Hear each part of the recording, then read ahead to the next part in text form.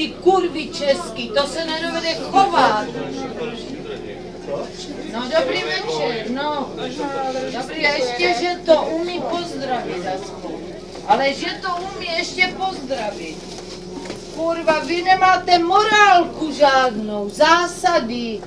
Vy nemáte nic, vy se nedovedete chovat. Vy jebete jak psi.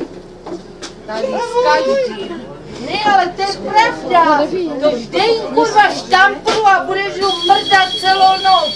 Mně se na to mrdá. Drž tlamu a nic se ti nestane. Drž rypák, nebo budeš vidět, co se bude dít. No ne, je to tak. Máš fotky s drží rypáky, ty český kurvy. Já se za ně stydím, za český babi. To jsou největší kurvy. Kurvy, vykurvený.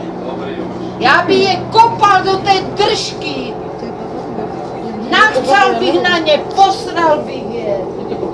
A pochcal. No ne, to jsou největší kurvy. Tak on je oboj. Ne, to žiju pozvíne, na večeřu a mážu, jak psa. To drbe jak psi. Daný babi, slušný babi. Vytahovali policajti z mojí postele. Můj chlap, já jsem byla vdaná, můj chlap si ty kurvy vdaný vodil dom. A víš, jak ta baba slušná šla s manželem a já jí klepu na záda chlapovi. A co to máte za babu? Ty tam drbala s mojím chlapem, v noci ju vytahovali policajti. Říkám, tak krásný chlapa s takovou děvkou se tady sviníš. Myslíš, že je tady skrývá kamera? Hlavně tady má syna. Že tady má syna. Že tady má syna. Syna tady má.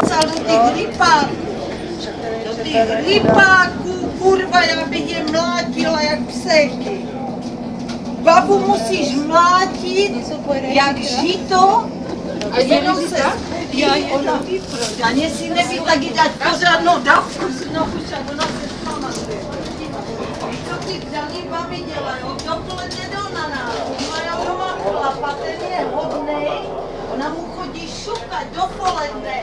Ráno v 10 hodin už drbe ta kurva